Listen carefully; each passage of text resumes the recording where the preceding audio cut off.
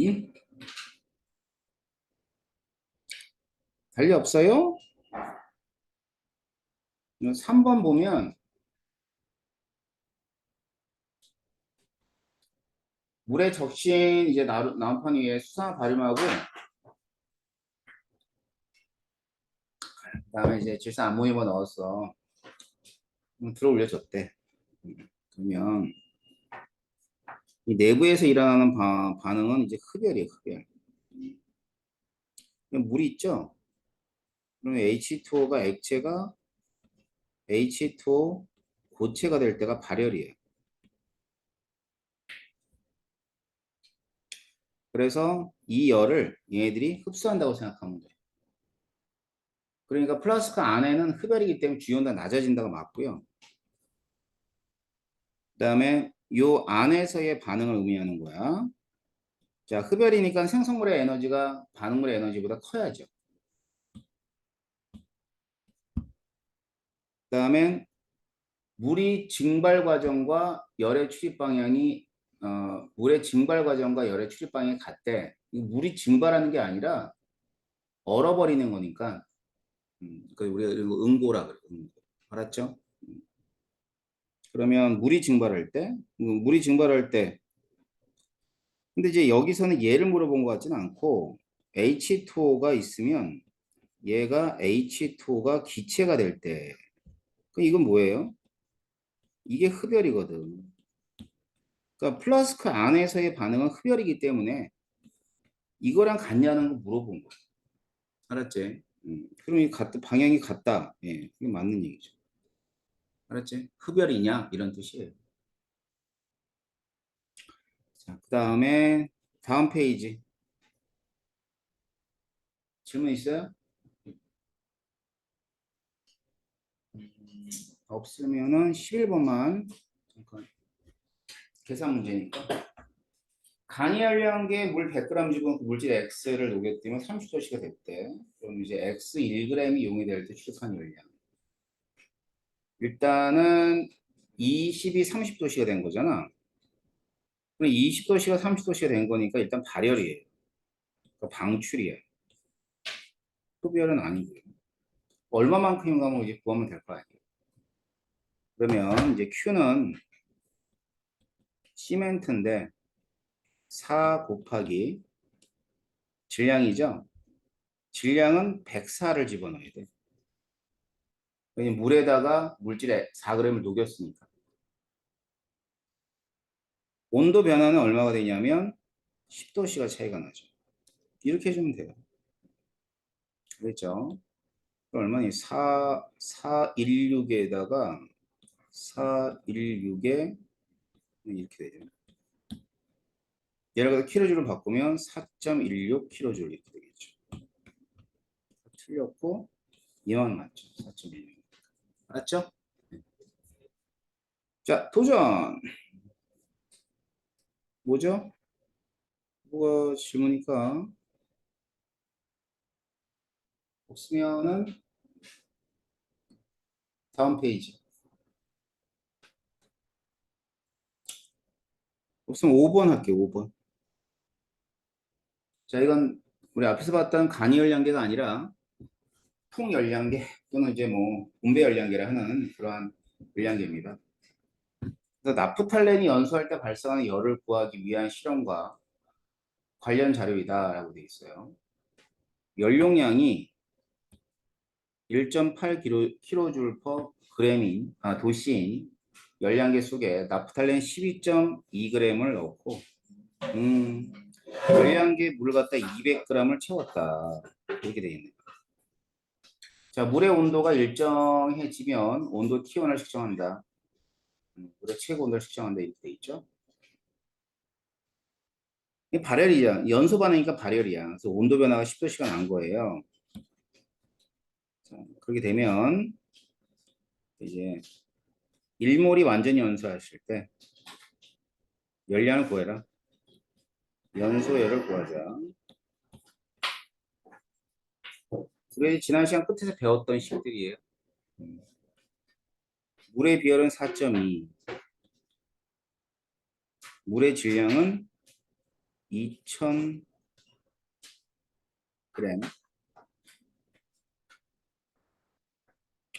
그 다음에 연료량은 1.8인데 1.8 그대로 쓰면 안 되고 1줄로 바꾸면 이렇게 바꿔도 돼요. 알았죠? 근데 여기 더 이제 보고 싶으면 1.8을 쓰려면 여기 있는 애를 2kg으로 바꿔도 돼요. 2kg 더하기 1.8. 실외 질량은 12.8 곱하기 128. 알았죠? 그러니까 지금 킬로그램을 썼으니까 킬로줄하고 킬로가 그대로 남아요. 알았어요? 자, 그럼 이거 하면 됩니다. 그러면은 이거 지워지고 얼마지? 10인가? 10 이렇게 될 거 아니에요. 그다음에 여기는 8.4에다가 1.8이니까 2, 9, 10.2네. 알았지? 10.2에다가 12 곱하면 얼마가 돼? 102네. 그래서 102kJ 퍼 몰이 되는 거예요. 알았어요? 자, 그럼 뭐 3번인가 그럼 답이? 여기 있죠? 그래서 요거는 이제 지난 시간에 배웠던 식을 그대로 이용하면 될 거예요. 자, 나머지는 뭐 그게 딱히 없습니다. 근데 뭐 6번 같은 경우는 요거는 이제 뭐 교재마다 이런 뭐 과자라든가 그 음식물 가지고 이제 실험하는 경우가 있는데 과자 1g이 연소할 때 발생하는 열량을 구하는데 필요한 자료. 그러면은 이게 연소율인데요.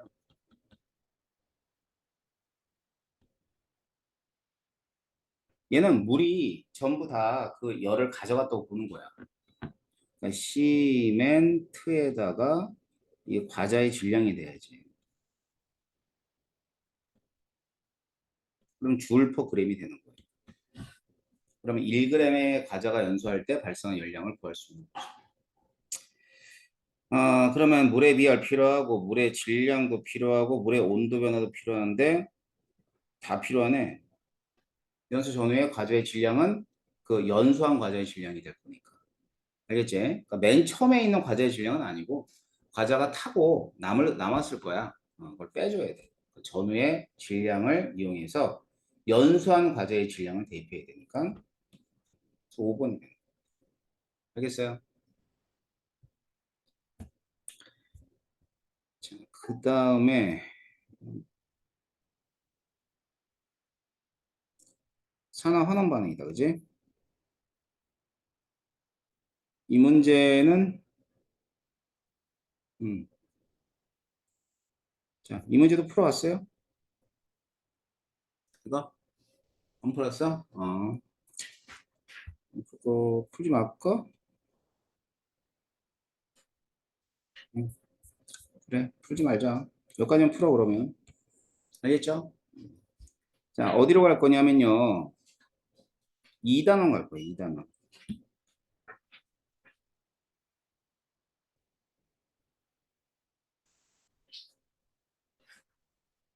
2단원.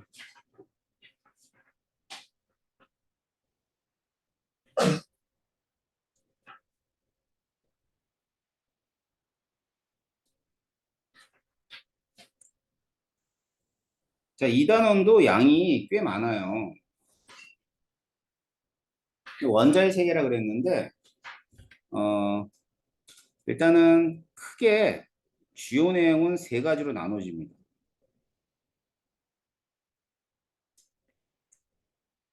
자, 일단은 원자는 볼 수도 없고 그다음에 본 적도 없고 그래요. 그래가지고 여러 사람들이 그 모형을 갖다 이제 제안을 한 거야. 원자는 이렇게 돼 있어라고 이제 제안을 하는 거지.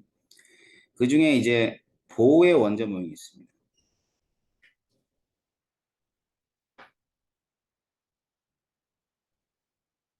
자, 이걸 기반으로 이제 현대 원자 모형, 지금 현재 어떤 식으로 원자를 갖다 얘기하고 있는가라는 걸 이제 배우게 되는데, 이때 들어가는 게 이제 오비탈이라는 개념이에요. 오비탈을 들어본 사람도 있겠지만 뭐 안 들어본 사람이라도 뭐 이 단어를 지나가면 오비탈이 뭔지 알 거예요. 그래서 오비탈에 관한 얘기를 배우게 되고, 그 다음에 이제 주기율을 배우는데, 이 주기율은 주기성. 자, 말 그대로 주기율은 주기성을 얘기하고 있고 그 주기성에 관계되어 있는 내용입니다. 그래서 뭐 어렵진 않아. 하지만 문제는 이 주기성 문제가 맨 처음에 좀 어려워요. 근데 맨 처음에 어려운 이유는 외워야 될 내용을 외우지 않았기 때문에 어려운 거예요. 그러면 외우지 않아도 문제는 풀리냐? 그렇죠. 풀려요. 이게 이제 맹점이에요. 외우지 않아도 풀리니까 안 외우는 거지. 반대로 얘기해 볼까? 그럼 외우면 잘 풀리겠네. 근데 여러분들은 험한 길을 가더라고. 안 외우고 험하게 그 어렵게 이렇게 푸는 그런 길을 가고. 근데 내가 생각할 때 외워서 쉬운 길을 가는 게 좋은데 이제 그 외우는 과정이 싫은 거야. 그러면 인간이길 포기하면 돼. 인간으로 태어났기 때문에 우리는 암기를 해요. 알았어? 그게 암기가 그렇게 귀찮은 게 아니야. 한마디로 주입식 교육. 저는 주입식 교육이 굉장히 굉장히 찬성을 하는 그런 사람 중에 한 사람이거든. 이 주입식 교육이 왜 나빠? 이 주입식 교육을 안 하니까 지금 요즘에 그 여러분들 세대는 어떻게 보면 좀 반 바보가 돼 있죠. 맞잖아요. 자, 이과를 선택한 애들은 사회를 모르고 경제를 몰라. 그럼 바보지. 고등학교를 졸업했는데 경제 뉴스를 못 알아들어. 그럼 바보 아니야? 다행히 국어 지문에서 나온대. 그지? 그런데 그거는 지문을 그 사회를 열심히 공부하는 게 아니라 지문을 이제 해석하는 데 급급하잖아. 참 그런 거 보면 우리 때는 다 했거든요. 14과목? 18과목? 선생님 때는 주입식 교육. 한 번도 하고 다 했으니까. 근데 뭐 그렇게까지는 안 배워도 그래도 야, 그 과학도 알고 경제도 알고 뭐 좀 알아야 될 거 아니야. 한국 지리도 알고 세계 지리도 알고. 자, 그래서 이제 그런 것들을 달달달 외웠던 세대는 아니에요. 여러분들은 그렇게 또 공부도 안 하고. 하지만 이 단어는 좀 외우면 좀 편해요. 근데 지금 외울 필요는 없고 내가 지금 외우라는 얘기는 아니에요. 나중에 꼭 내 얘기를 기억해 뒀다가 시험 때 외우세요. 자, 그래서 이제 원자의 세계 이제 첫 번째는 여러분이 이제 중학교 때 배웠던 원자가 있어요. 아니면 고등학교 1학년 때 배웠던 원자. 이제 통학에서 나오는 원자가 이렇게 돼 있거든. 이 정도는 다 배우잖아.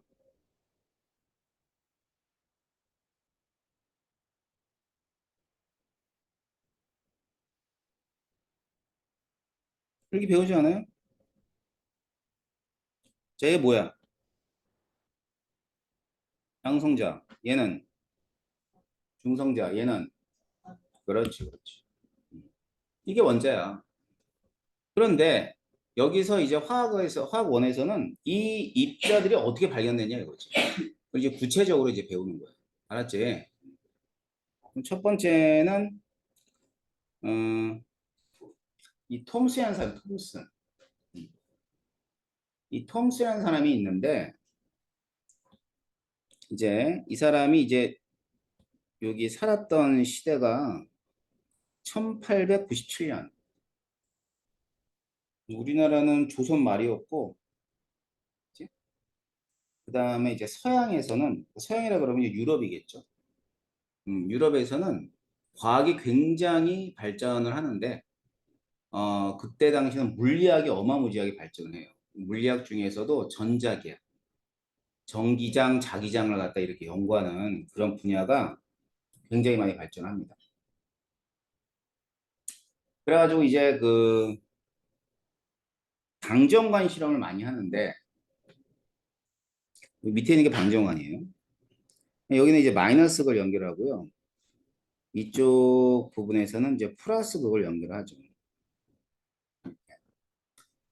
그래가지고 이렇게 이제 빛 같은 것이 나오더래.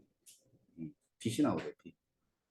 그래서 음극에서 나온다 그래서 얘를 갖다 뭐라 그러냐면 음극선이라고 합니다. 음극선. 그러면 이 음극선, 이 음극선의 정체가 뭔지를 되게 궁금했어. 그래서 어떤 사람은 빛이라고 하는 사람이 있고, 어떤 사람은 물질의 네 번째 상태다. 그러니까 기체, 액체, 고체 말고 뭔가 전기를 띤 어떤 상태에 있지 않겠니? 라고 얘기를 했는데, 그 빛이라고 하는 사람이 누구냐면 이제 헤르츠라는 사람이야.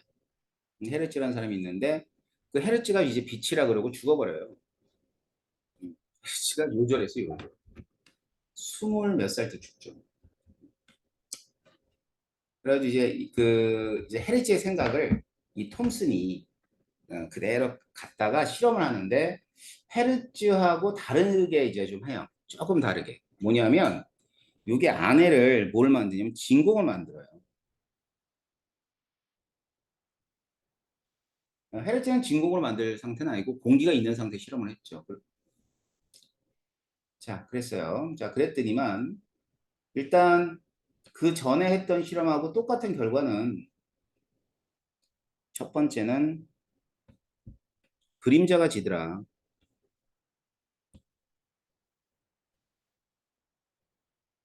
그림자가 진다. 이건 이게 뭐 그 헤르츠의 그 실험하고 똑같아요. 그다음 그 다음에 이제 달라지는 것들이 있었죠. 자, 뭐냐면은 지금 이렇게 나오는 음극선이 지나가는 길에다가 이게 전기장을 이렇게 연결해요. 여기는 플러스를 연결하고 여기는 마이너스를 딱 연결한 거지. 그랬더니만 얘네들이 가다가 이렇게 플러스로 휘두르요. 자, 두 번째 결과는 뭐 했다? 휘었다. 음, 휘었다. 자, 세 번째 결과. 이 세 번째 결과 되게 중요한데 지금 여기 진공이거든요. 자, 진공인 상태인데 바람개비를 놔뒀어. 바람개비를 딱 놔뒀죠. 그러니까 바람개가 이렇게 돌더래. 자, 그래서 세 번째 결과는 바로 바람개비가 회전을 한다라는 결과였어요. 실험 결과가 세 가지네요. 첫 번째는 그림자가 진다. 자, 그림자가 진다는 것은 빛과 같이 직진한다는 뜻이야. 직진한다. 자, 두 번째 플러스 쪽으로 휘었죠. 얘는 마이너스 전기를 가지고 있다. 근데 이제 요거 내가 별표 쳐놓은 데가 요 가운데 이 세 번째 결과 되게 중요해. 바람개비가 회전을 하는데 그럼 바람개비가 뭔지는 알죠? 바람개비에다가 이제 바람을 훅 불면은 바람개비가 돌아요. 그 도는 이유가 뭐 때문이지?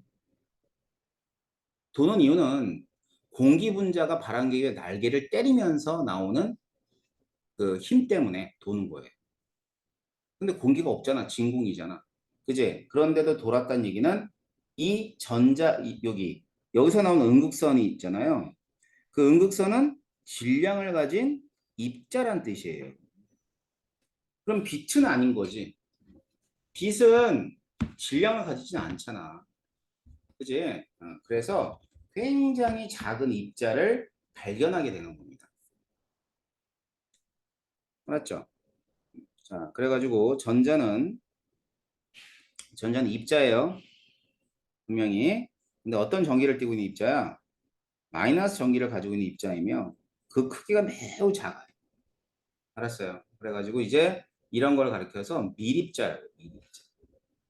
그래서 그 아주 작은 입자를 다루는 분야를 입자 물리학이라고 그러는데 이때부터 이제 입자 물리학이 시작되는 거죠.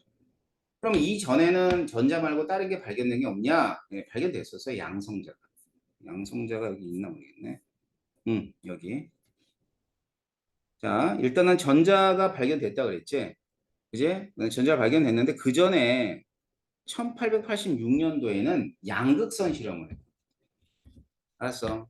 양극선 실험을 하는데 양극선은 음극선하고 이제 반대예요. 이쪽은 플러스고 이쪽은 마이너스가 되는 거죠. 고압의 전압을 갖다 딱 걸어주니까 이렇게 뭔가가 튀어나온 거야. 그래서 이 입자를 갖다 양성자라고 그러죠. 하지만 양성자는 이 당시 발견한 양성자는 말이죠. 굉장히 사이즈가 커요. 알았지? 사이즈가 커. 그렇기 때문에 이거는 밀입자는 아닌 거죠. 그러니까 골트슈타인의 양성자를 먼저 발견한 거지. 그러고 나선 이제 톰슨에 의해서 연극선 실험을 통해 전자가 발견됐는데 전자의 의미는 굉장히 작은 입자의 의미가 있어요. 알았죠? 양성자는 굉장히 큰 입자고. 그래가지고 굉장히 작은 입자를 발견합니다. 톰슨이. 그래가지고 톰슨이 이제 그 자기가 발견한 아주 작은 입자 전자를 이용해서 모형을 제안을 해요. 모형을 제안하는데 어떤 모형을 제안을 하냐면 플러스를 띄고 있는 어떤 공간에 전자가 질량을 가지고 있잖아. 근데 원자도 질량을 가지고 있거든. 응? 그래서 이제 이 전자들이 막 박혀 있대요. 그래서 이 모양을 무슨 모양을 해요? 푸딩 모양이라고 그래요.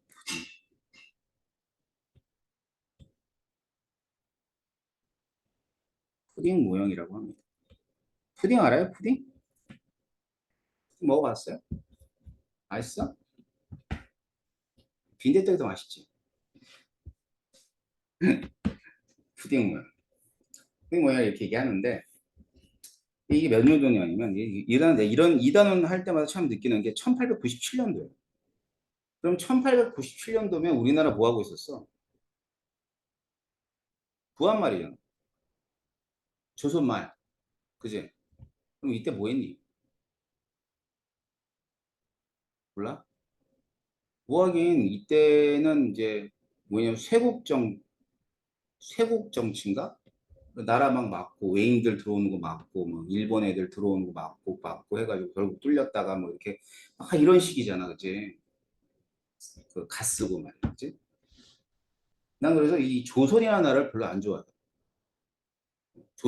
조선이 남긴 건 딱 하나야. 사극. 졸라 재밌는 사극만 남긴 것 같아. 아니 조선이 대체 우리 후대한테 남긴 게 뭐 있냐고. 맞잖아. 조선만 없었으면 그 고려 때 고려가 이어졌어야 돼. 이어지다가 이 왕조가 이 우리 그 백성들의 그 민란을 통해서 뒤집혀서 공화국이 됐었어야 돼 그때. 고려도 없어져야 될 왕조는 맞아. 되게 부패했었거든.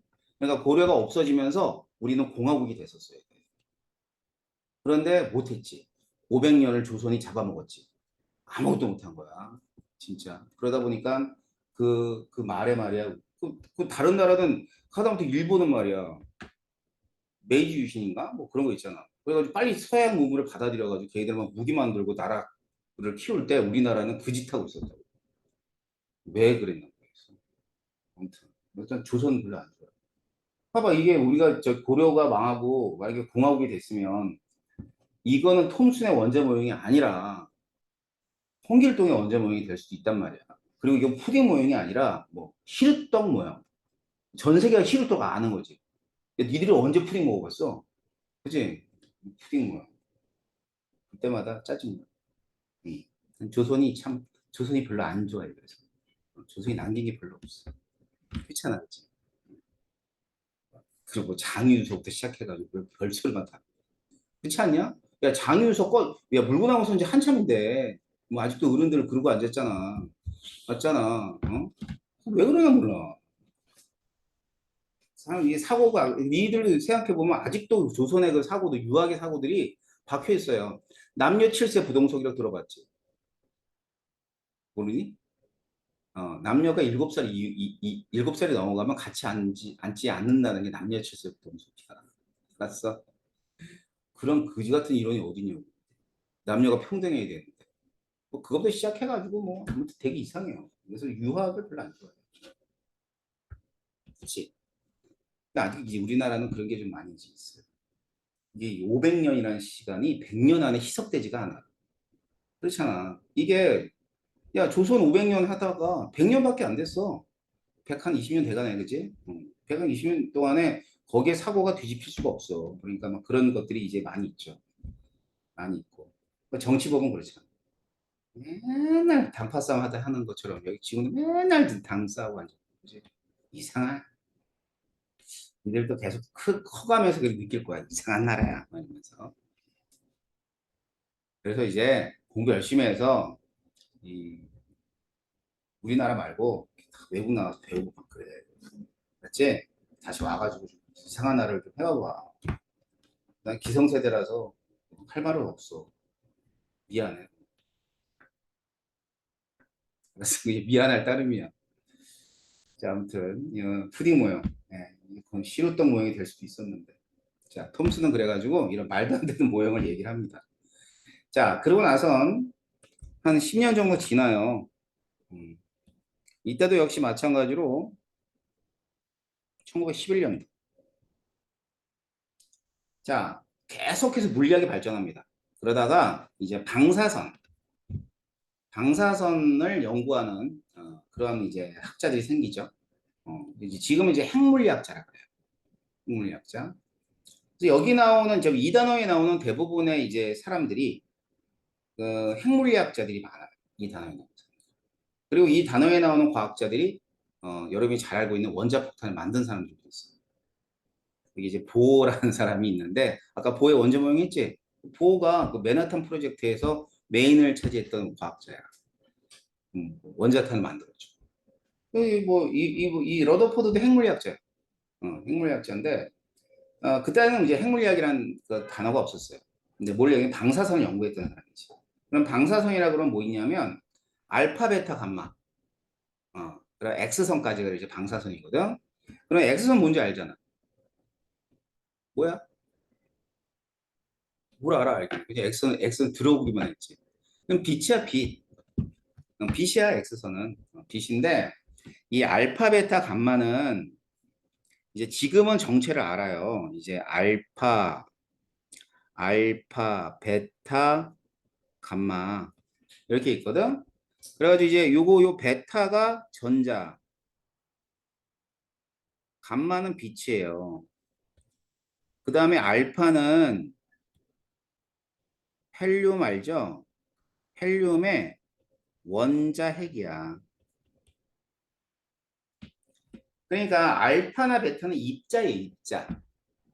알겠지? 근데 그 당시는 몰랐어요. 단지 알파가 입자의 성질을 띠고 있다는 거 정도 알았던 거예요. 알았죠? 그래가지고 이제 그 러더포드는 어떤 실험을 하냐면 여기 있네요.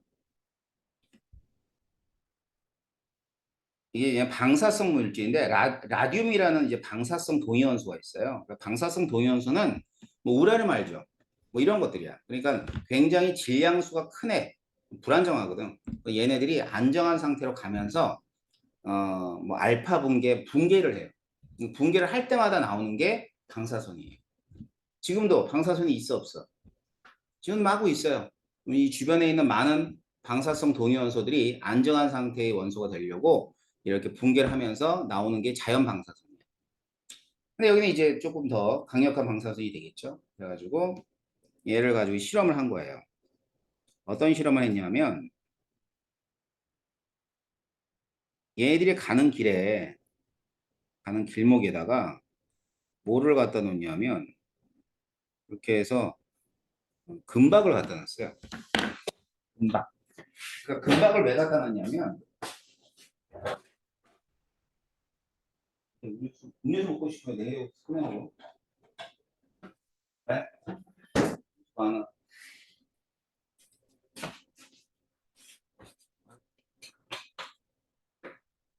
눈 수술하는 데가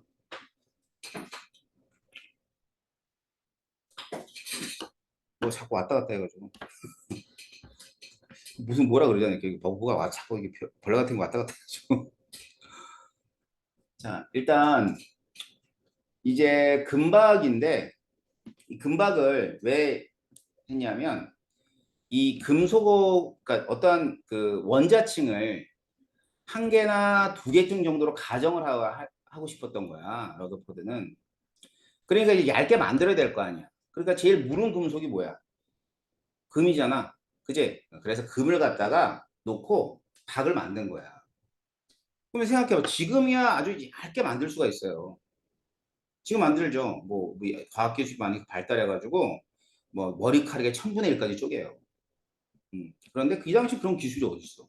없잖아. 그러니까 어떻게 하냐면 금을 갖다 놓고 두들기는 거야. 두들겨. 근데 금을 갖다가 두들기는데 금이 되게 무르잖아. 근데 세게 두들기면 구멍 나. 그럼 이 실험 못 해. 그러니까 아주 힘을 조금 씌워가지고 하루 종일 두드는 거야. 누가? 이 러더포드의 제자가 체드윅이라는 사람. 뒤에 또 나와요. 체드윅이라는 사람이 있는데 체드윅이라는 사람이 그걸 두들겨. 하루 종일 두들겨. 그럼 금박 하나가 나오는데 그걸 또 이렇게 봐서 구멍이 뚫리면 다시 두들겨. 어. 그래서 체드윅은 그 이후에 이런 실험 안 해요. 질려가지고. 어. 아마 이제 뭐 실험이야 이제 러더포드가 했겠죠. 근데 실험도 거의 러더포드가 안 했을 때 제자들이 했지. 더러운 세상이죠. 알았지? 네. 여러분들은 아직 뭐 고1이니까 실감이 안 나겠지만 대학을 가면은 공부 좀 잘 할 것 같은 애들을 이제 실험실에 불러요. 너 와서 실험실 좀 일해. 그래. 절대 가면 안 돼. 왜냐면 일만 뒤지게 하고 돈도 안 줘. 이게 그지 같은 사회거든. 그리고 항상 물어봐야 돼. 돈 줘요? 물어봐. 야, 시간당 최저임금은 줘야 될 거 아니야. 근데 이놈의 나라는 웬 교수들이 완 사기꾼이고 애들 학부생들 1학년들을 계속 일 시킨단 말이야. 그럼 좋다고 자기가 발탁된 일하고 좋다고 와서 일해요. 돈도 안 받고. 돈 달라 그래. 알았지? 꼭 기억해도 알았어? 대학 갔는데 너 시험지에서 일해. 그럼 절대 하지 마. 그 시간에 소개팅해. 그게 남아. 알았어. 근데 똑같아. 이때나 지금이나 실험실에선 이제 쫄따구들이 이걸 폈죠. 얇게 핀 거야. 왜 얇게 폈냐면 이 금속 박이 말이야. 원자층 몇 개로 돼 있다고 가정을 하려니까 얇게 펴요. 금으로 폈죠. 땅 쏘아요. 알파 입자니까. 이게 알파 입자라는 건 알고 있는 상태야. 알파의 정체도 모르지만 입자성을 가지고 있다는 걸 알았다고. 첫 번째 결과. 여기가 디텍터거든. 그러니까 검출하는 곳이야. 그렇지만 대부분이 어디서 검출됐냐면 여기서 대부분 안 보이네. 여기서 대부분 검출이 된 거야. 첫 번째 결과는 자 대부분은 통과했다. 다음 두 번째 결과.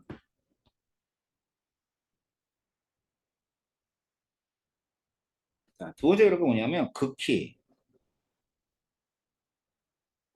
일부분이 산란했다. 산란이 뭔지 알죠? 막 지네들 마음대로 튀어나와. 자, 그래서 이걸 통해서 뭐를 발견하냐면 이 결과를 통해서 원자 핵을 발견합니다.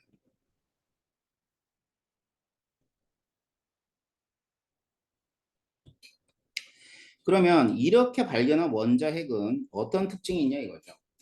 자, 먼저 이 휘었대요. 그런데 이 알파 입자가 플러스의 전기를 가지고 있다는 건 알고 있는 상태였어. 알았지?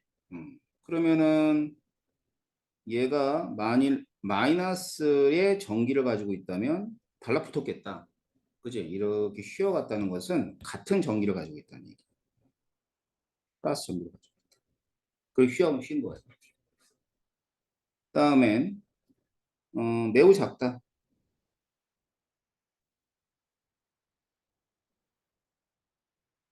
자, 플러스 전기를 가지고 있는데 매우 작은 거죠. 그러니까 굉장히 극히 일부분만 산란하는 거예요. 다음엔 또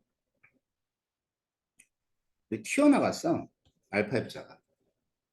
튀어나간 거 왜 튀어나갔냐면 여기 있는 원자 핵이 굉장히 무겁고 단단하기 때문이에요.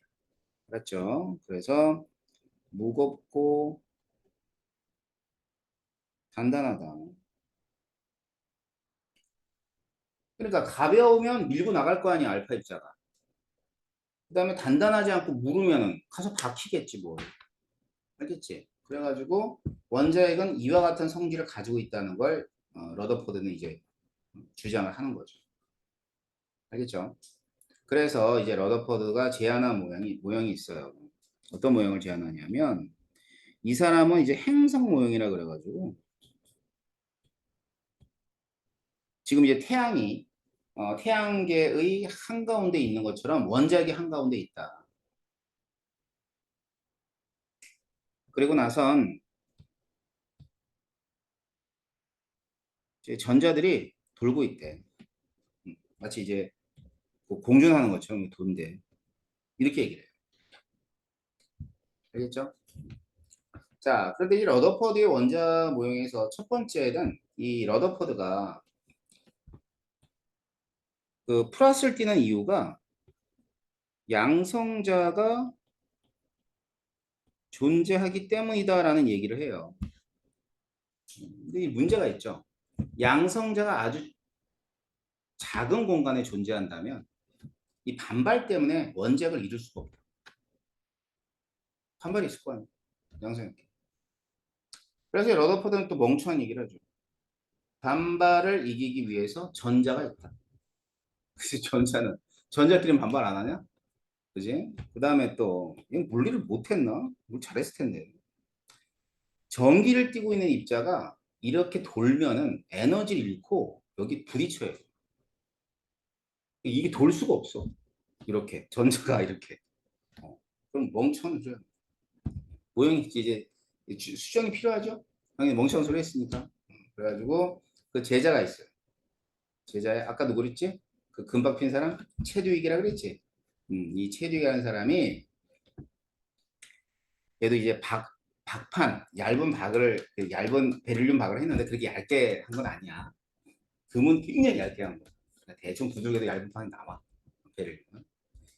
그래가지고 얘가 이제 알파 입자 똑같은 실험을 하는데요. 얘는 이제 금속 박에다가 알파 입자를 빵 쏘니까 뭔가 전기를 띠지 않은 입자가 툭 하고 튀어나온 거야. 알았지? 그래 이걸 중성자라 그래. 그래가지고 이제 중성자가 발견되게 된 게 이제 체류액에 의해서 발견되죠. 그러니까 그 스승이 헛수를 지적이었는데 그걸 체류액이 커버를 하죠. 그래서 중성자를 발견합니다. 알겠어요? 체류액이 중성자. 자, 여러분이 알고 있는 게 양성자, 중성자, 전자들이 이러한 사람들에 의해서 발견이 됐다는 얘기입니다. 그래가지고 지금의 원자 구조는 여러분이 통합과에서 배운 것처럼 이와 같이 원자핵과 전자로 구성되어 있다라고 보는 거죠. 자, 그래서 핵과 전자로 되어 있는데 양성자 질량 1대 1대 1837분의 1. 그래서 이 전자의 질량은 너무 작아서 0으로 무시를 하죠. 그 다음에 양성자와 중성자 중에서는 뭐가 살짝 무겁지? 중성자가 살짝 무겁지? 요거 내신에 가끔 돼. 양아치 같은 화학 선생님이 중요하지도 않은 거. 알았지? 이게 통합과학에도 내는 학교도 있을 텐데 화학원에는 거의 안 내는데 또 모르니까 중성자가 조금 무겁다. 생각해봐라. 여기 뒤에 있는 지수가 10에 맞서 24씩인데 이게 3이냐 5냐가 뭘 중요하겠어. 별 의미 없는데 가끔 내는 사람이 있어요. 그 다음에 전화량은 뭐 이렇게 돼요. 그래서 전자, 그 다음에 양성자. 그렇기 때문에 이 모든 원자는 전부 다 중성이에요. 중성. 중성 원자란 뜻은 뭐예요? 양성자와 전자가 같을 수밖에 없는 거예요. 알겠죠? 그래서 원자를 표시할 때, 뭐 다 알죠? 네. 자, E는 뭐예요? E는 원자 번호가 되는데, 모든 원자가 뭐라 그랬어? 모든 원자가 그 중성이기 때문에 양성자와 전자수 같은 거예요. 질량수는 양성자하고 중성자를 더한 값을 질량수라고 합니다. 알았죠? 자, 이거는 우리 어, 통합과학에도 나왔던 얘기들입니다. 아셨죠? 자, 그렇다면 여기 봅시다. 양성자 하나, 전자 하나가 있어요. 1번이죠. 그지? 질량수 1. 양성자 하나, 중성자 하나 있으면 몇 번이야? 1번인데 질량수 2. 양성자 하나에 중성자가 2개 있으면 질량수 3. 근데 모두가 양성자 하나니까 수소 맞죠? 그지? 이런 원소들을 가리켜서 동위 원소라고 그럽니다. 알겠지? 그러니까 동위 원소는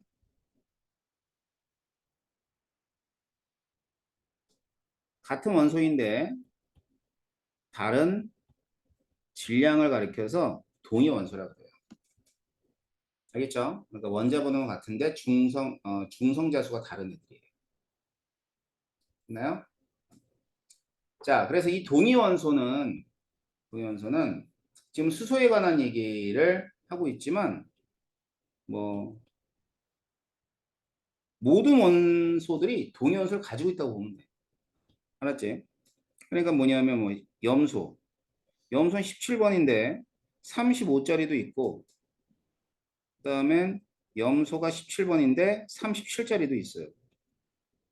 그다음 탄소가 있는데 6번인데 12짜리도 있고 그다음 탄소가 6번인데 13짜리도 있어요. 알겠지? 자, 이런 애들을 이제 동위 원소라 그러는 거야. 그래서 그러면 이게 35하고 37이 있으면 얘 질량수를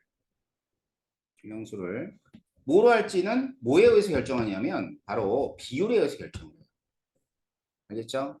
그래서 그런 걸 이제 뭐라 그러냐면 평균 원자량이라 그럽니다. 평균 원자량. 그래서 평균 원자량은 예를 들면 이 평균 원자량은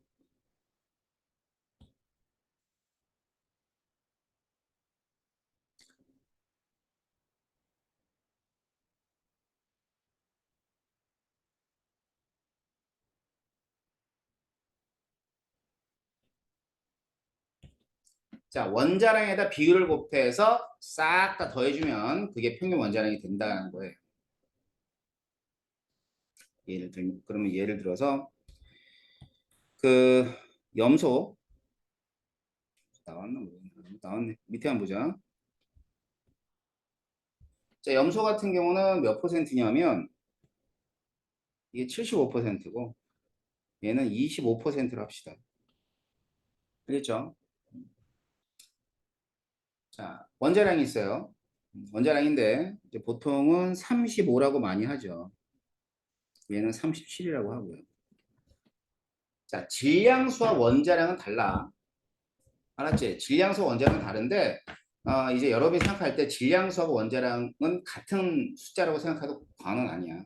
큰 차이는 없어. 알았지? 그러니까 이 원자량은 뭐야? 원자량은 탄소를 기준으로 한 거야. 비교를 한 거기 때문에 질량수 원자량은 다른 거야. 알았죠? 그다음에 평균 원자량. 평균 원자량은 동위원소를 고려한 게 평균 원자량. 알았지? 그래가지고 이제 얘를 35니까 곱하기 비율을 갖다 해주는 건데 0.75, 그러니까 4분의 3으로 해도 되고 0.75도 해도 되고. 그 다음엔 37짜리가 있는데 얘를 0.25로 해도 되고 4분의 1로 해도 되고. 그래 얼마가 나오냐면 35.5가 나옵니다. 알았지? 이런 식으로 계산하는 게 평균 원자량을 구하는 거예요. 그래서 이 평균 원자량이 주기율표상의 원자량. 주기율표를 한 번도 안 보여줬겠구나. 이게 주기율이에요. 멋지죠? 그러면은 여기서 봐봐. 자, 지금 여기 항이 왜 넣어? 아니,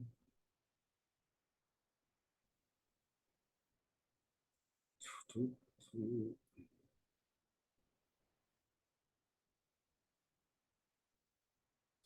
염소가 CL인데, 자, 여기 읽어봐. 원자량 뭐라고 표시되어 있니?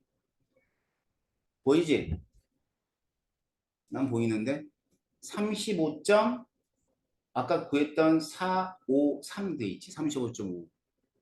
나와 있어, 안 나와 있어? 나와 있죠. 그러니까 주기율표상의 원자량은 전부 다 동위원수를 고려한 평균 원자량을 표시하게 돼 있어요. 그러니까 평균 원자량은 되게 중요한, 구하는 과정을 알고 있어야 된다는 뜻이에요. 자, 탄소도 마찬가지죠. 탄소도 원자량이 12짜리도 있고 13짜리도 있어요. 근데 그 비율을 곱하게 되면 평균 원자량이 12.011이 나온다는 뜻입니다. 자, 그래서 이 평균 원자량을 구하는 과정들은 꼭 기억해 두셔야 되는 거죠. 그러면 이 평균 원자량을 여기서만 뭐 평균 원자량이 여기서만 중요하냐? 그건 아니에요. 이 평균 원자량 가지고 뭘 하냐면 분자량도 나오게 돼요. 분자량. 알겠지? 그래서 예를 들어서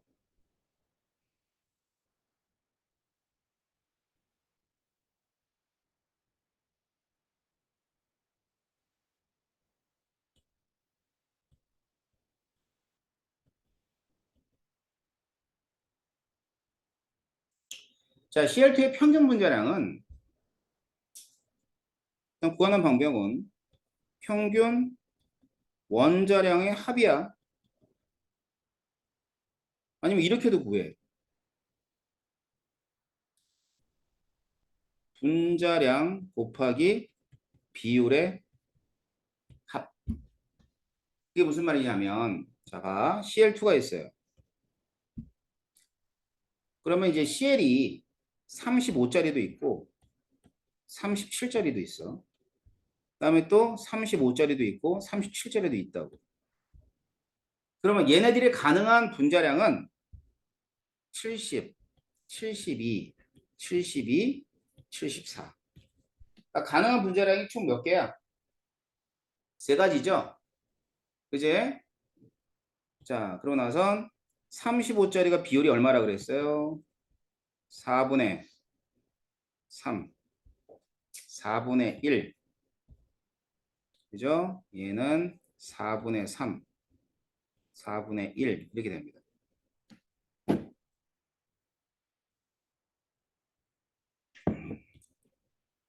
자, 그러면 이 4분의 3이라는 건 사실은 확률이야, 확률.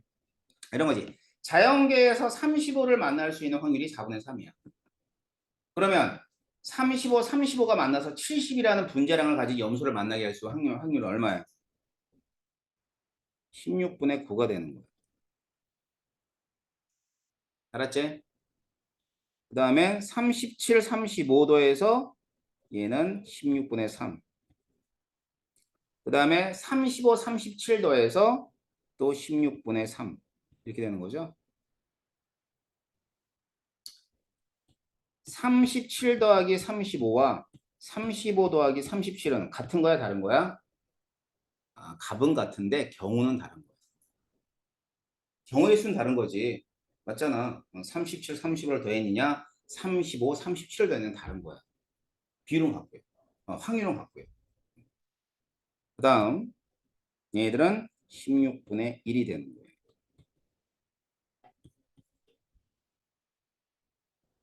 됐나요? 자, 그러면 여기 있는 여기서 구한 이거 가지고도 구할 수 있어요. 평균 원자량을. 그래서 평균 분자량이죠. 분자량은 70 곱하기 얼마 해주면 돼? 16분의 9. 그제? 더하기 72 곱하기 16분의 3에다가 곱하기 2를 해줘야지. 두 개 있잖아. 더하기 74 곱하기 16분의 1 이렇게 해주면 되겠죠. 맞죠? 그러면은 이걸 다 하면은 아까 얼마였지? 35.5였는데 다 더하면 71이 나오는 거야. 자, 이렇게 써준 거 꼭 기억했다가 다양한 문제에 적용해야 됩니다. 동위원소가 어려워요. 이게 숫자로 나오는 게 쉬운데 뭐 별의 별짓을 다 합니다. 뭐 A 놨다가 B 놨다가 뭐 X 놨다가 Y 놨다가 뭐 A다 뭐 여기를 A로 놨다가 얘를 B로 놨다가 별 지읒 리을을 다 해요. 알았어요. 뭐 그래가지고 문제를 갖다 막 만들어내고 뭐 니들은 뭐 맨날 틀리고 앉았고 이래. 알았지? 그 문제는 그거야. 그 문제를 아주 그지같이 만들어. 나는 이게 화학 문제인지 수학 문제인지 모를 정도로 그냥 다 때려치고 그냥 수학 한 과목으로 대학 가서 좋겠어. 내가 굶어 죽더라도. 그냥 딴거 하면 되지 뭐. 대학생들 가르치면 되는데. 근데 니들 너무 고생을 많이 해. 근데 만들어내요, 이것도. 그지같이. 자, 거기에 조심하셔야 돼요. 그래서 문제 연습이 많이 필요해요. 동의연소가 킬러 문제는 아니지만 준킬러는 됩니다. 알겠어요? 자, 그래서 이렇게 동의연소다. 동의연소는 이런 것들을 의미하고 이때 이 평균 원자량이라든가 평균 분자량 어떻게 구하는 걸 알아야지만 이제 문제를 풀 수 있을 겁니다. 아셨죠? 예. 자, 그래서 이제 다음 시간까지 문제를 한번 쭉 풀어 와 보세요. 모르는 거 다음 시간 해볼 테니까 예. 잠시 쉬었다가 이제 그 고의 원자 모형부터 들어가도록 하겠습니다.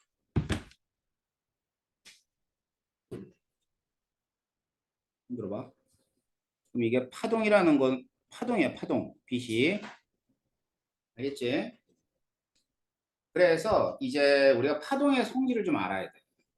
응? 이제 파동이라 그러면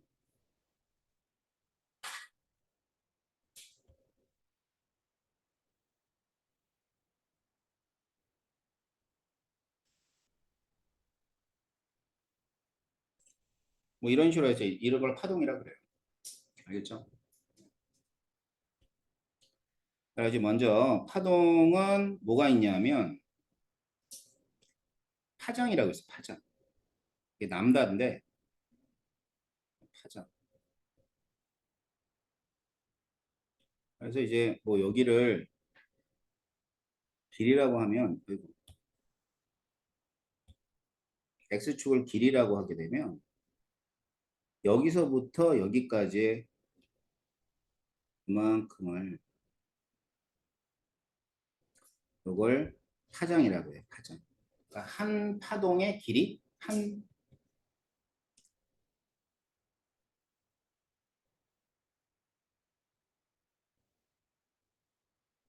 길이라고 보시면 돼요. 뭐 이렇게 해서 뭐 여기를 마루라고 그러든 마루에서 마루까지 아니면 고래에서 골까지 뭐 이런 것들을 우리가 파장이라고 합니다. 그래서 단위 미터예요. 그다음엔 또 뭐가 있냐면 주기라고 있어요. 주기. 자, 일단은 이제 파동이 뭔지 뭐냐면 이게 이제 뭐 빛은 전자기파 파동인데 파동이라는 게 뭐냐면 매질의 진동에 의해서 에너지가 전달되어지는 거야. 파도 생각하면 돼. 알았지? 근데 파도가 이렇게 치잖아요. 이렇게.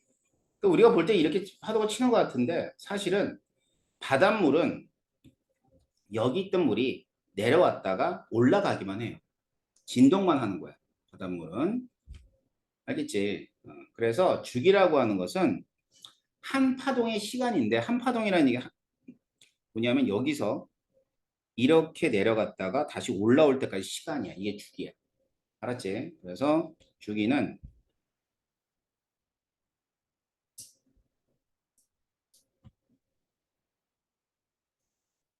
시간이기도 하고 한 파장의 시간이기도 하고 똑같은 말이에요. 그러니까 뭐 당연히 단위는 초가 되겠죠.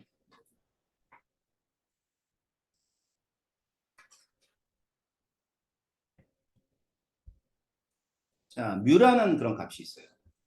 이는 1초 동안에 진동한 횟수예요, 횟수. 그 단위를 헤르츠로 씁니다, 헤르츠. 자, 좋아. 그러면 주기가 0.1초짜리야. 그 1초 동안 몇 번 진동하죠?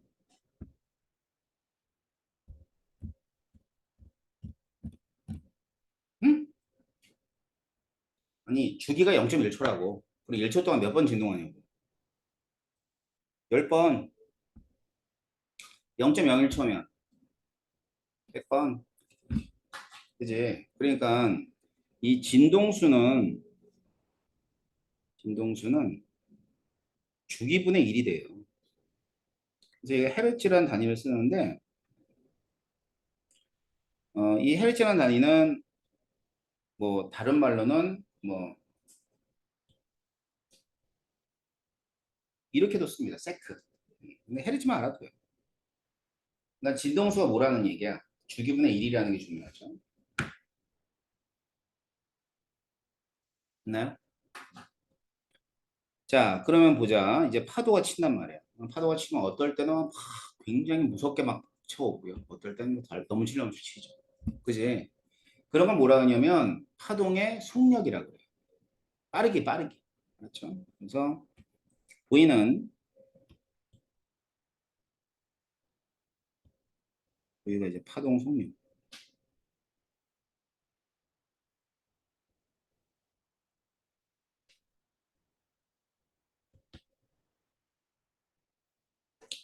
자, 파동의 속력은 자, 속력이 뭐분의 뭐냐면 항상 시간분의 거리거든.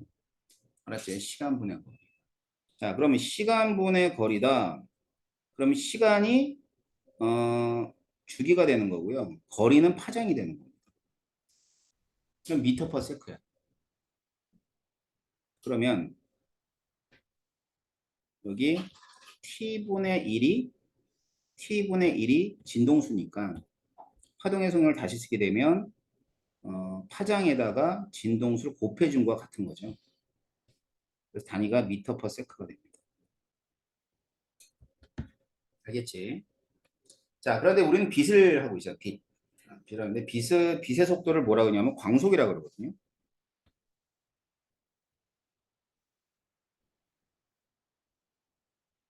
광속.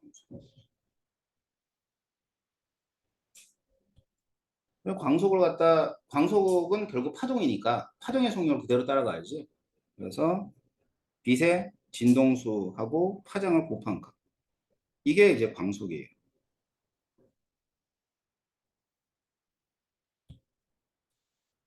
그런데 이 광속 일정의 법칙이라고 있어. 그러니까 광속은 변하지 않는다는 뜻이야. 알았지? 그러니까 얘가 광속은 일정하다. 똑같다 이거지. 그러니까 광속 일정의 법칙이야. 그럼 광속 일정의 법칙이니까 빛의 파장과 진동수 무슨 관계야? 무조건 반비례야. 알았지? 파장과 그 다음엔 진동수 무조건 반비례. 그러고 나선 이제 빛 에너지가 있어요. 빛 에너지. 이건 빛 에너지.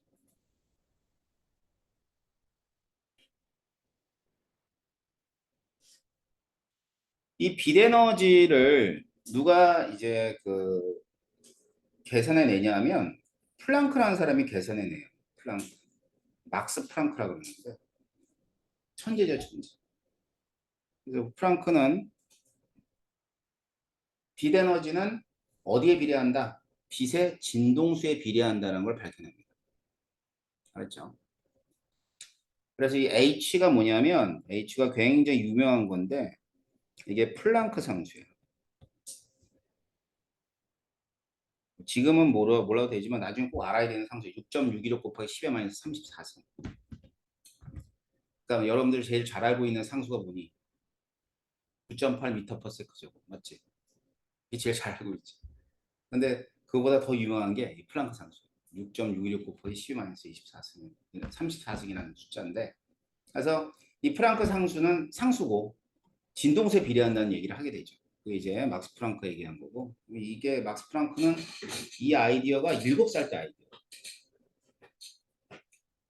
7살 때 아이디어고 23살 때 박사학위를 따고 27살 때 노벨 물리학상을 받았다. 천재. 음. 생각해봐 7살 때 뽀로로 뭐 이거 하고 있을 때 얘는 이 아저씨는 그때 당시에 빛의 에너지를 갖다 7살 때 아이디어를 갖다 가지고 있었대. 천재의 삶은 참 그지 같죠? 평범한 삶이 낫지. 7살 때 뽀로로 가지고 놀아야지. 막스 프랑크 그랬더니. 그래서 이제 아무튼 이게 빛의 에너지야. 그러면 우리가 이제 광속이라는 걸 알고 있잖아. 그럼 빛의 진동수는 어떻게 쓸 수 있나? 이렇게 쓸 수 있나? 그지? 이걸 그대로 대입을 해. 대입을 하면 플랑크 상수에다가 람다분의 C 이렇게 되는 거야. 알았지? 그러면 상수만 내가 동그라미 쳐볼게. 상수. 얘 상수. 얘도 상수지? 맞잖아. 이게 다 상수들 아니야, 얘들. 그럼 비대너지는 딱 두 가지. 어떨 때 크냐 이거지. 비대너지 어떨 때 크냐 이거지. 뭐 같은 얘기일 수도 있는데 빛의 진동수가 크던가 아니면 파장이 작던가. 같은 얘기예요. 그렇죠? 그러면 에너지가 크다라고 얘기할 수 있는 겁니다.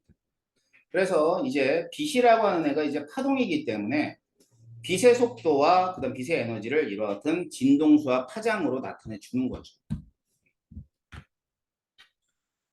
그래가지고 이제 이렇게 빛을 갖다가 프리즘 알죠? 프리즘. 흔히 분광기라 그러죠. 쫙 이렇게 분광을 합니다. 뭐에 따라? 파장과 진동수에 따라서. 그러면 우리 눈에 보이는 빛이 있어요. 눈에 보이는 빛이 이제 가시광선이에요. 근데 보이죠? 가시광선은 빨, 주노초, 파남보 이렇게 되죠. 알겠지? 그래가지고 이쪽 이 보라색으로 갈 때,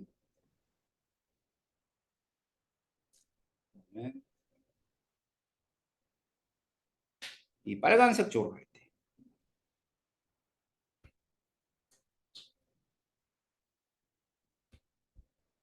자, 일단 보라색 쪽으로 가게 되면 진동수가 어떻게 되면 진동수가 커져요. 그럼 파장은 어떻게 될까? 작아지겠네. 보라색 쪽으로 갈 때.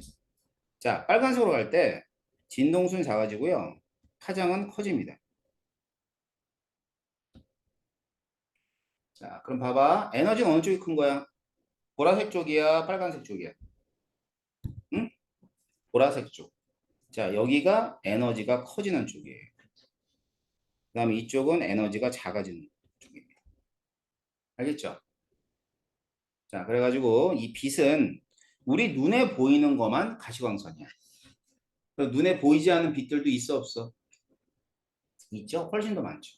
자, 보라색 바깥을 뭐라 그래? 응? 자외선. 자외선, 자외선. 자외선. 자, 그 다음에 자외선 바깥에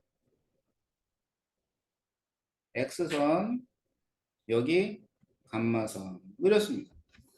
알았죠? 어때요? 빛들이 다. 무시무시한 빛들이지. 왜? 에너지가 크니까. 알았죠? 무시무시한 빛들이에요.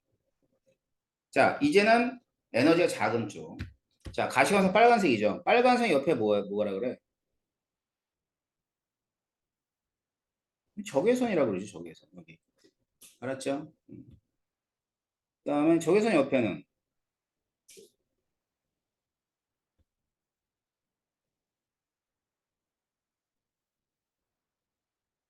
마이크로파. 마이크로파 옆에는 라디오파. 자, 이게 태양에서부터 태양에서부터 오는 빛들이야. 알겠지? 그런데 우리 눈은 어디만 보여? 가시광선만 보여. 왜 그럴 것 같아? 태양의 표면 온도가 6000도거든? 그러니까 6000도라는 그 물체에서 나오는 에너지는 대부분이 가시광선으로 나오는 거야. 뭔 얘기인지 알겠어요? 그래서 우리 지구로는 가시광선이 가장 많이 들어가. 알았지? 그러니까 당연히 가장 많이 들어오는 빛으로 진화가 됐겠지? 그러니까 가시광선을 보는 거죠. 가시광선 못 보는 애들도 있어요. 누구 있어? 뭐 있어? 가시광선 못 보는 애들 있어. 박쥐. 박쥐 못 보잖아. 그치? 그럼 박쥐는 뭘 봐? 박쥐는 뭘 봐? 이쪽 봐, 이쪽. 이쪽을 본다고, 얘네들은. 알았어? 초음파라 그러지, 초음파. 걔들이 보는 건 초음파야. 물론 눈으로는 못 보지만 이제 여러 가지 기관을 통해 듣는 거죠. 그러니까 눈으로 볼 수 있는 눈을 태아가 된 거지. 이제 어두운 데 살다 보니까. 그래서 걔네들은 이제 초음파를 이용해서 날아가기도 하고 뭐 그런 서로 신호 보낸다 그러죠. 자, 이런 거야. 이런 게. 이게 빛이야. 알겠지? 이게 이제 우리가 태양에서 나오는 빛이에요. 그러면 태양에서 나오는 빛을 모든 파장으로 전부 다 나눈 거죠. 그죠? 그래서 이런 걸 스펙트럼이라 그러고, 그다음에 이런 스펙트럼을 연속 스펙트럼이라 그럽니다. 그러니까 연속 스펙트럼이라는 건 뭐냐면 모든 파장의 빛들이 전부 다 쭉 나왔다 그래서 연속 스펙트럼이 되는 거야. 유민 알았어? 이제 스펙 알아? 스펙? 스펙. 얘들아 스펙 알아? 뭐 스펙이 좋아야 된다 그런 소리 많이 하지? 그지? 그게 여기야. 스펙트럼. 스펙트럼이 좋아야 된다는 뜻을 스펙이 좋아야 된다는 말로 우리는 바꿔서 쓰죠. 그죠? 그 이상한 거지. 스펙트럼은 좋은 게 아니야. 넓은 거지. 스펙은 넓다는 얘기가 맞는 얘기지 좋다는 얘기는 없어요. 스펙트럼이 왜 좋아요? 좋긴. 스펙트럼은 넓어야 되는 거야. 그러니까 여러분들도 공부도 잘해야 되고 체육도 잘해야 되고 아니지 공부도 해봐야 되고 체육도 해봐야 되고 음악도 해봐야 되고 미술도 해봐야 되고 뭐 반장도 좀 해보고 그다음 봉사도 좀 해보고 뭐 이렇게 뭐 독서도 좀 하고 이런 것들이 스펙이 넓은 거죠. 근데 여기 우리나라는 뭘 끼우냐면 좋다라는 표현을 써요. 스펙이 좋다. 공부도 잘해야 되고 음악도 잘해야 되고 미술도 잘해야 되는데 얘가 리더십까지 있어요. 교육 슈퍼맨이죠. 그런 애가 어딨어. 맞지? 여러분이 이게 단어를 잘 써야 돼. 이제 스펙이 좋다는 얘기보다는 스펙이 넓다. 알았죠? 넓죠? 넓게 살아. 알았지? 넓게 살아야지. 공사도 좀 하고. 근데 이제 좋은 거로 바뀌어가지고 참 니들이 고생인 거지. 어른들이 나쁜 사람들. 애들을 갖다가 다 그냥 뭘다 잘해야 된대. 공부도 잘해야 돼. 음악도 잘해. 미술 잘 그런 애들이 어디 있어. 못하는 애들 잘하게끔 하려니까 얼마나. 야, 쟤네도 없을 수 있잖아. 맞지? 응? 공부에 재능이 없을 수도 있는데. 그럼 다른 데 재능을 찾으려고 노력하면 되는데 그냥 공부만 시키는 거죠. 그러니까 대학은 가야 됩니다. 하셨어요? 아니 뭘 해도 대학은 가야지. 야, 미용을 해도 대학을 나온 미용사가 더 나아. 아니 그러니까 내가 볼 때 먹고 살기가 편하다고. 미술을 해도 거기서 미술은 대학을 가야지. 그죠? 근데 뭐 미용사, 제빵도 대학을 나온 제빵사가 타에 나가면 인정받아. 그러니까 대학은 무조건 가야 돼. 이제 재능이라는 건 공부만이 아닌 거니까 그런 것들을 이제 나중에 살면서 개발했습니다. 자, 스펙 얘기하다 말았네요. 그게 스펙. 유민 알았냐? 조는 것도 스펙이야. 맞지? 줄지 마. 자, 그런데 얘를 갖다가 이제 실험을 좀 했는데 또 얘기하죠. 전자기학, 다시 말하면은 물리학이 막 발전했었어. 그러니까 별 실험을 다 한 거지. 그래가지고 이제 수소 원자가 있어요. 수소 원자가 뭐냐면 방정관이라 그래가지고 여기다가 고압을 걸어줘. 고압. 고압은 에너지가 크다는 뜻이거든. 에너지를 큰 에너지를 수소기체를 여기다 집어넣고 방정관이라 그래가지고 이렇게 유리관으로 생겼는데 거기서 수소기체를 집어넣고 고압을 빡 걸어줍니다. 여기 있네. 이거 방정관. 별거 아니야. 그냥 방정관. 저런 게 다 방정관이야. 자, 그러면 빛이 나와요. 자, 빛이 나오는 걸 딱 봤어. 빛이 보였네? 그지? 왜 보였지?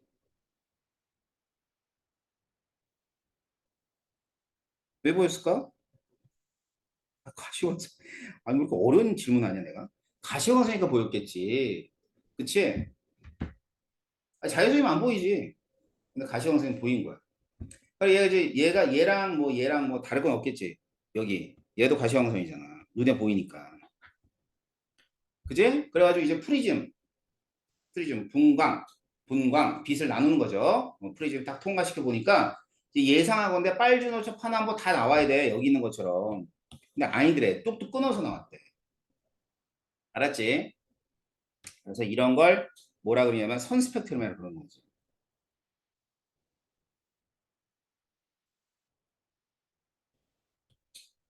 자, 그러면 이거는 실험 결과가 두 가지네요. 첫 번째 뭐가 나왔다? 가시광선이 나왔다. 두 번째 그 가시광선은 선 스펙트럼으로 나왔다. 이걸 가지고 이제 생각을 해본 거야. 누가 이렇게 했겠어? 과학자들이 했겠지. 물리학자들이 한 거야. 왜 빛이 나왔을까? 왜 빛이 나왔을까? 생각해 보니까 여기 먼저 핵이 있는데 이 전자가 있단 말이야. 생각해봐. 플러스하고 마이너스인데 마이너스 전기를 띠고 있는 애는 플러스에 가까이 있는 게 저기 안정하겠니? 떨어져 있는 게 안정하겠니? 가까이 있는 게 안정하지 얘들아. 아, 자, 이거 물체가 좀 흐물거린다. 자, 이물체야. 자, 이거 바닥에 있는 게 좋아? 여기 공중에 떠 있는 게 좋아? 바닥에 있는 게 안정한 거야. 알았지? 자, 이게 안정한 상태야. 근데 이게 뭘 줬지? 에너지 줬지, 에너지. 에너지를 빡 주게 되면 그 에너지를 가져갈 수 있는 애는 원자핵이 아니라 전자가 되는 거지. 전자가 에너지를 빡 가져간단 말이야, 이렇게. 알았지? 가져갔네. 에너지 커졌네. 여기 봐. 에너지 커졌지. 내가 들어 올렸잖아. 이 물체 들어 올렸잖아. 자, 그럼 얘를 손을 놓으면 떨어져, 안 떨어져? 그게 당연한 거야. 자연계의 모든 애들은 에너지가 큰 애로 있으려고 그런 게 아니라, 특정한 어떤 힘을 주기 전까지는 알아서 떨어지게 됐어. 전자도 떨어져, 안 떨어져? 떨어져. 낮은 에너지로 변한단 말이야.